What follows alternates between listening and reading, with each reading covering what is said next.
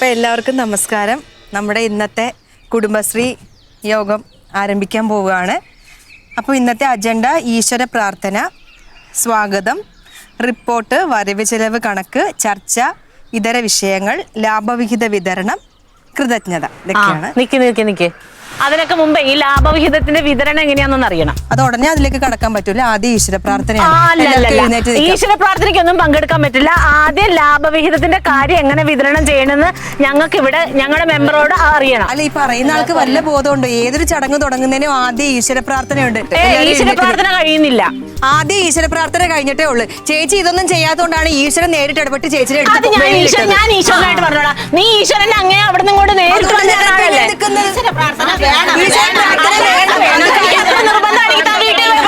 അവരൊക്കെ വീട്ടിൽ പോയി പ്രാർത്ഥിച്ചിട്ടാ വരുന്നത്. നിങ്ങൾ ഇവിടെ കിടന്ന അത്ര വലിയ വർത്താനം പറയുന്നത് ഈ കുടുംബ യൂണിറ്റ്, ഈ കുടുംബശ്രീ നിങ്ങൾക്കോ നിങ്ങളുടെ ലില്ലിക്കോ എഴുതി തന്നിട്ടില്ല.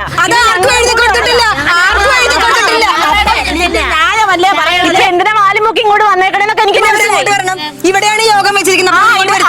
യോഗം നടത്തിയിട്ടില്ലാതെ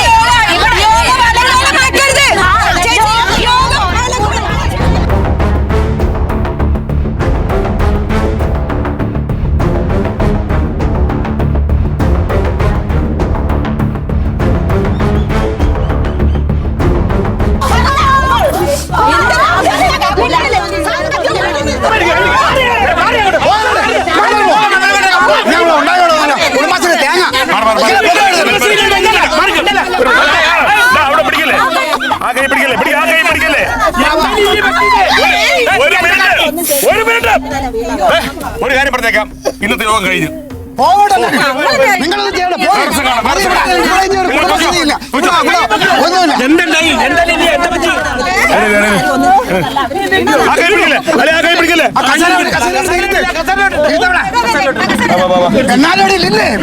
ഇങ്ങനെ ചെയ്തു ഞാനൊന്നും ചെയ്തില്ല. എന്താ പറ്റി നോക്കിയേ.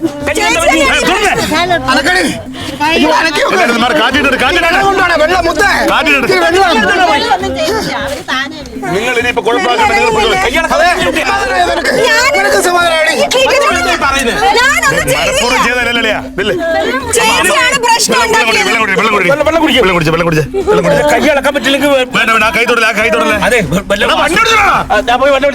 നീ പോണ്ട, നീ പോയി എന്താവില്ല. ഞാൻ വണ്ടി വിളിച്ചോരാ. വേണ്ട വേണ്ട, അനക്കണ്ട. ആ കൈ വേദനാണ്, നീര് വരും.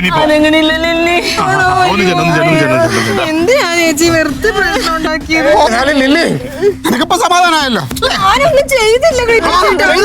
അറിഞ്ഞോണ്ട് ചെയ്തല്ലോ, അല്ലത്തിന് അവളല്ലല്ലോ. കൈ എടുക്കാൻ പറ്റത്തില്ല ഇപ്പൊ. തങ്ങാൻ ചേട്ടത്തി അടിച്ചോടിക്കെന്ന് പറഞ്ഞിട്ട് സ്വന്തം കൈ തന്നെ ഇങ്ങനെ ഒടിക്കുമെന്ന് ആരും കരുതിയില്ല. എന്തായാലും വിചാരിച്ചാലേ യോഗാരംഭമായി കിട്ടി. അകത്ത്